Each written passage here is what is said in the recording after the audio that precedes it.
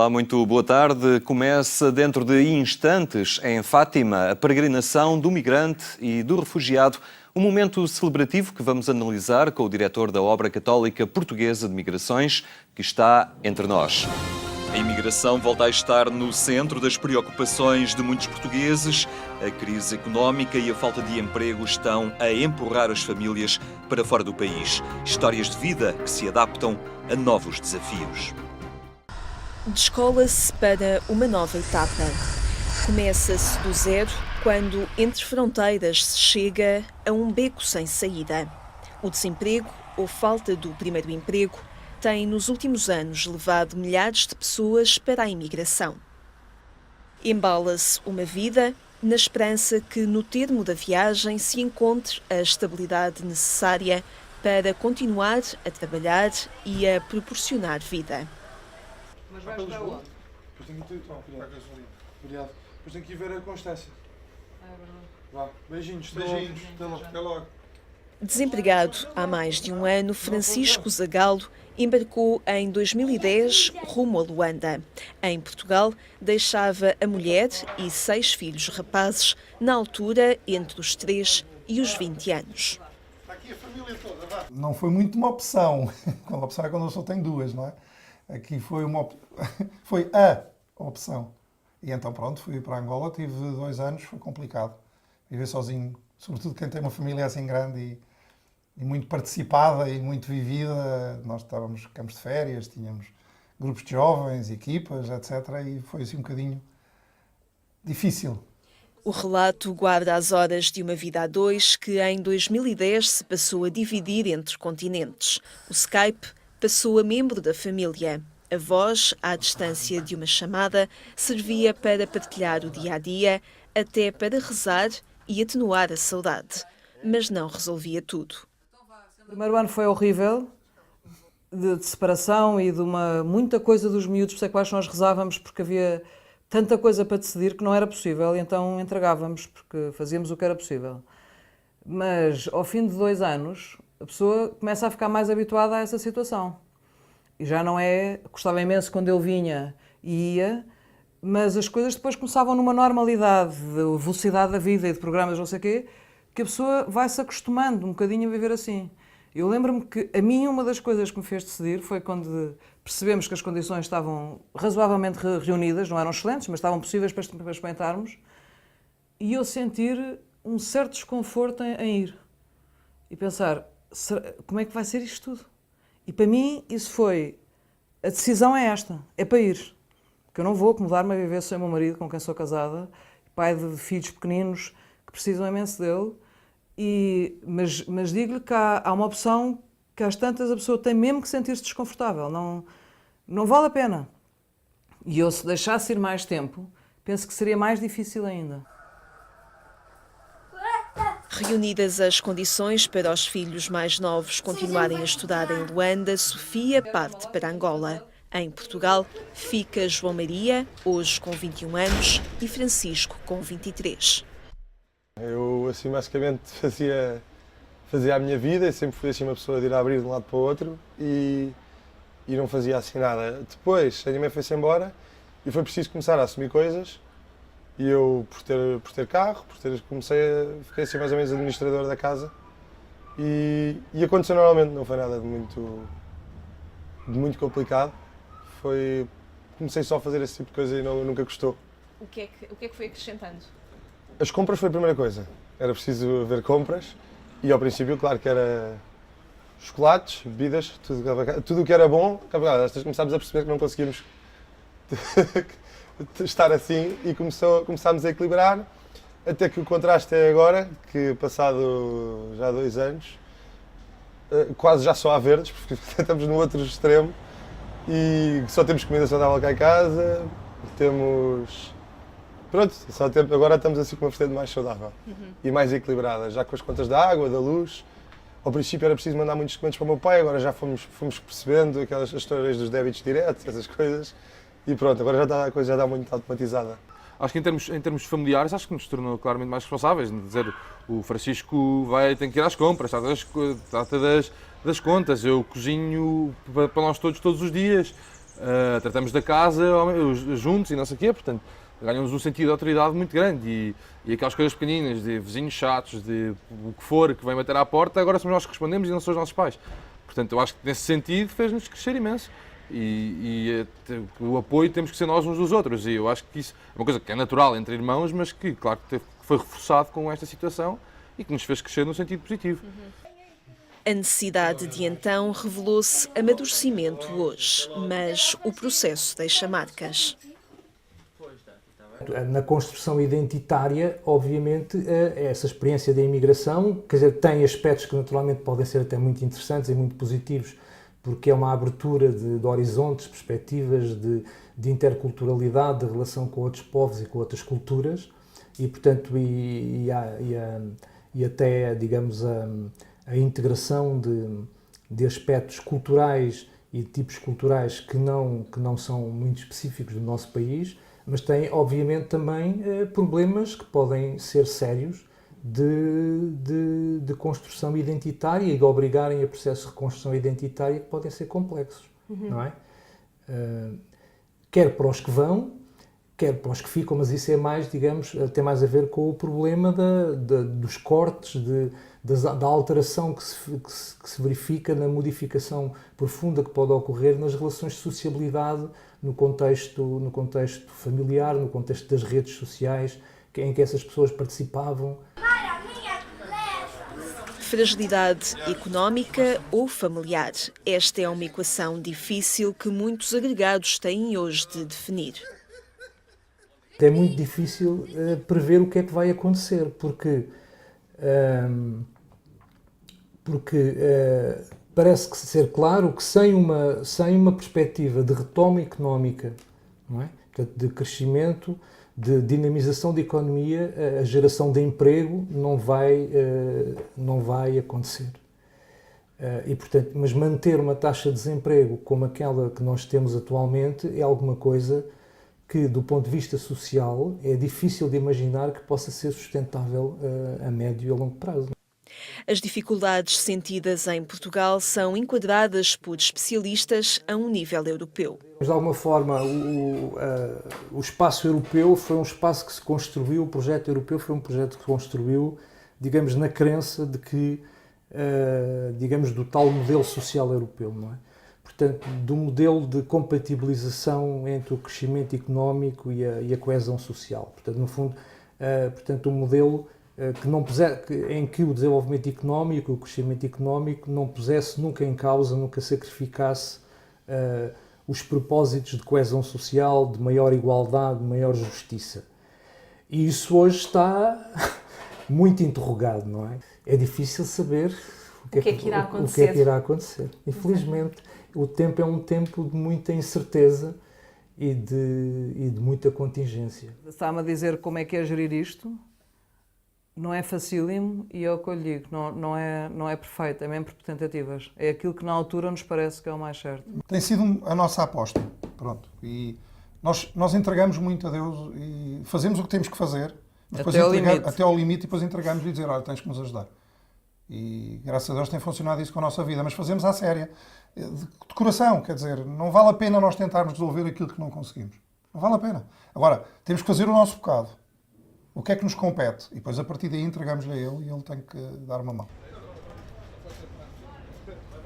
Na incerteza, a vida continua a construir-se com um alargar fronteiras e a fazer das distâncias uma oportunidade para novos horizontes e novas relações.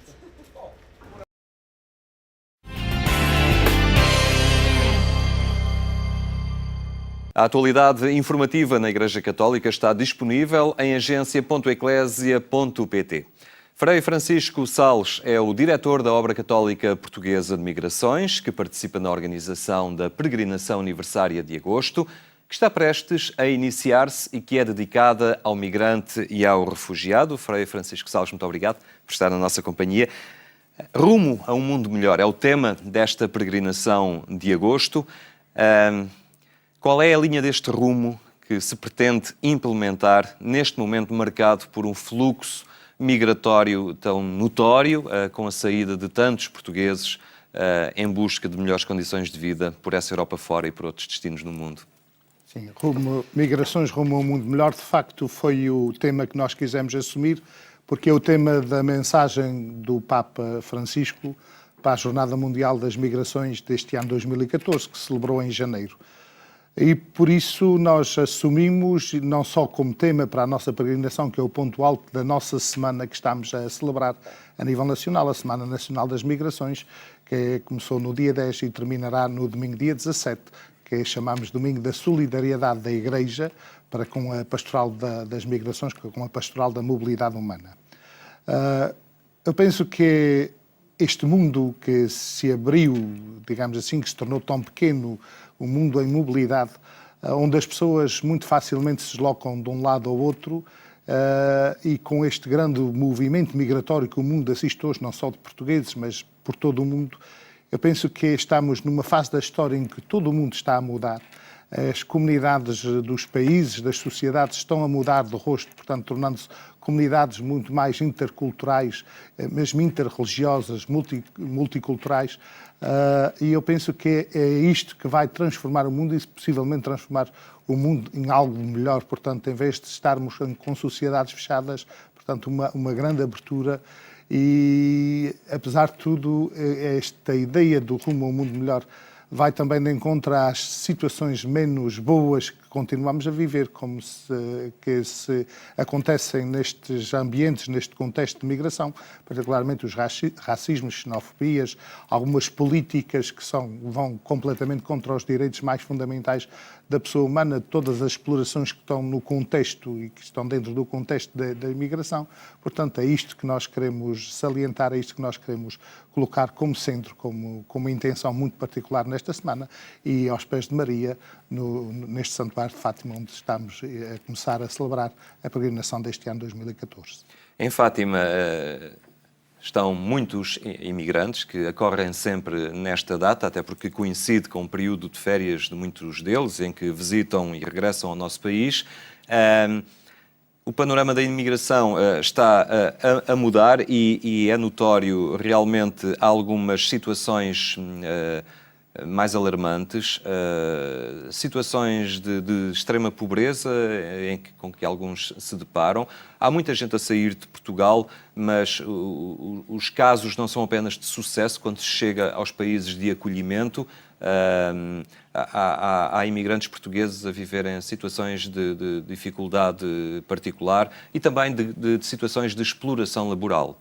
Sim, este de facto é uma das realidades que infelizmente chega muito pouco ao conhecimento público, passa muito pouco na comunicação social. Muitas vezes há mais a preocupação de dar uma ideia de uma imigração mais positiva, e um dos exemplos, por exemplo, é um dos programas da nossa televisão, que são os Portugueses pelo Mundo, que praticamente apresenta apenas casos de sucesso da imigração por todo o mundo. Mas, de facto, neste momento existem muitas pessoas que estão a viver mal, que partiram, portanto, e não tinham condições ou não tiveram condições nos países de acolhimento para poderem construir uma vida.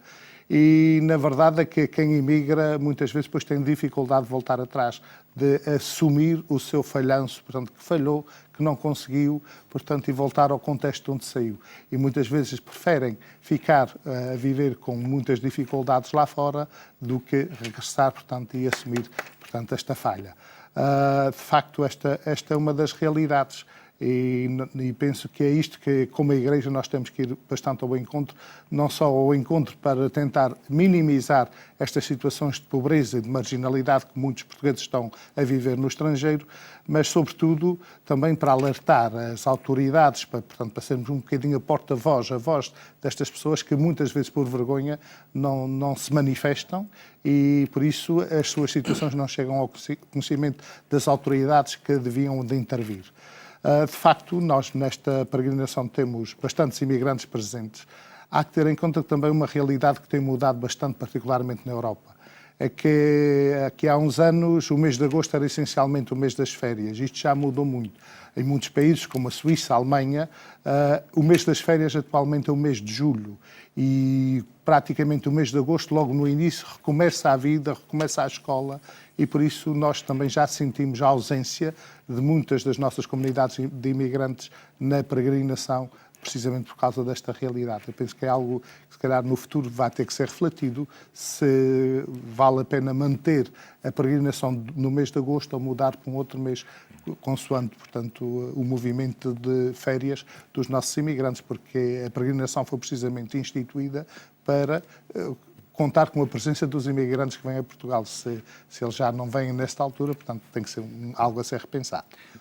Falávamos das situações de dificuldade que muitos experimentam nos países de acolhimento. Para estas situações de maior dificuldade também muito tem concorrido alguma pouca fiscalização das instâncias comunitárias. Falamos de trabalhadores comunitários que às vezes estão integrados em projetos, em obras, onde são nitidamente explorados. Há casos relatados em que estão a receber metade do salário mínimo desses países, sem condições mínimas de dignidade para estarem lá a viver nos locais de obra. Há aqui também um desafio que se coloca às instâncias comunitárias no sentido da fiscalização e da promoção da dignidade destes que são cidadãos comunitários. Exatamente. Eu penso que possivelmente o maior problema é que muitas das autoridades nos países procuram até fugir às orientações da comunidade europeia, que tem orientações muito claras para estas situações. É claro que muitos dos nossos portugueses caem em esquemas porque a necessidade obriga, deixam-se iludir por promessas de contratos de trabalho, ignorando que, de facto, estão a ser metidos num esquema de exploração laboral, muitas vezes até de tráfico de pessoas. E a necessidade, como obriga, as pessoas muitas vezes não fazem a denúncia ou porque estão a ser ameaçadas, ou então porque a pobreza de tal forma, de tal ordem, que preferem ganhar muito menos e conseguir subsistir, não é? Não é ganhar dinheiro a subsistir do que não ganhar nada. Isto é um problema que também hoje está muito mais debatido em Portugal, mas que passou em Portugal na altura que nós tivemos cá o grande fluxo migratório de leste, particularmente ucraniano, em que acontecia exatamente a mesma coisa, onde havia muita dificuldade de levar o imigrante a denunciar a sua situação, porque, sabendo que denunciava, ia perder tudo. Então, assim, muitas vezes as pessoas preferem sofrer, ser exploradas, ser humilhadas, ser esmagadas, para poderem subsistir, portanto, para ganhar o pão de cada dia, minimamente. A par do imigrante que parte para trabalhos, digamos, mais físicos, há também uma vaga bastante significativa de portugueses que estão a sair para trabalhos de especialização, pessoas formadas, técnicos já com grande nível de especialização técnica, e isto de alguma forma está a mudar um bocadinho o rosto do imigrante tradicional. Sim, mas na verdade fala-se muito na imigração qualificada, mas se nós formos ver a nível da imigração, a imigração qualificada é uma gota d'água no contexto da imigração. O que acontece é que antigamente quem tinha uma qualificação, um bom profissional, não saía de Portugal, tinha trabalho em Portugal. Hoje não. Portanto, estes, para mim, não são uma preocupação. Deviam ser uma preocupação para o nosso Estado, para o nosso Governo, que está a perder quadros técnicos e académicos que seriam e são a mais-valia para uma recuperação do nosso país. Agora, a nível de imigração, esta gente que sai com uma qualificação, no geral, já vai com um trabalho, com um contrato de trabalho, portanto, são mais pessoas protegida. que não têm, está completamente protegida. A mim preocupa-me alguns, sim, que têm uma qualificação superior, que arriscaram a emigrar e que não encontram trabalho, que às vezes estão lá fora sem encontrar trabalho, ou então estão a fazer trabalhos que não têm nada a ver com aquilo que estudaram, para que se prepararam, muitos deles sendo obrigados a esconder a sua formação para conseguir um trabalho mínimo, às vezes de limpeza ou outra coisa assim, para poderem sobreviver. Referi há pouco que já questionam, pelo facto da alteração dos meses tradicionais de férias, o colocar esta peregrinação do imigrante num outro mês. É um desafio ao qual está atenta a Igreja e as instâncias cá em Portugal, ligadas às migrações. Mas o panorama da imigração também está a colocar desafios à presença da Igreja junto dessas comunidades imigradas e aí nem sempre se consegue dar a resposta necessária, não é? Exatamente, porque a Igreja não estava preparada para um aumento do fluxo migratório como o aumento atual. E depois porque temos que ter consciência que a sociedade está cada vez mais descristianizada e muitas das pessoas que imigram hoje, portanto, não têm uma prática cristã como eram os imigrantes de outros tempos. E por isso muitas vezes chegam lá fora, procuram as comunidades, portanto as missões católicas ou as paróquias, mas não têm esta prática. Muitas vezes procuram mais numa busca de serviços do que por uma questão religiosa. Foi por isso que nós quisemos convidar o Dom António Francisco dos Santos como presidente da peregrinação, uma porque, como foi agora feito Bispo do Porto, tendo sido um homem que foi um imigrante, foi capelão de imigrantes, que é muito sensível à questão das migrações, como um sinal, um símbolo de que nós, como Igreja em Portugal, queremos verdadeiramente estar atentos e queremos nos empenhar, e penso que é um grande desafio também para sensibilizar a nossa Igreja, empenhar-se mais ativamente nesta realidade para podermos ir ao encontro, portanto, dos nossos irmãos que estão lá fora. Se o Papa Francisco fala em ir às periferias, neste momento as periferias são... Podemos dizer que os imigrantes são aquelas que estão mais longe. E se nós formos ver em muitos países, alguns vivem em situações tão limite, em subúrbios, etc. Por exemplo, Londres, nos subúrbios de Londres, vive tanta gente portuguesa e é aí, se calhar, que nós temos que apostar e temos que ir ao encontro. Muito bem, uma realidade sublinhada hoje e amanhã nesta grande peregrinação a Fátima. Muito obrigado, Frei Salles, por ter estado aqui na nossa companhia. A peregrinação do migrante e do refugiado que hoje se inicia em Fátima, em análise, aqui no nosso programa. A Eclésia fica por aqui. Tenha então uma muito boa tarde e até amanhã, se Deus quiser.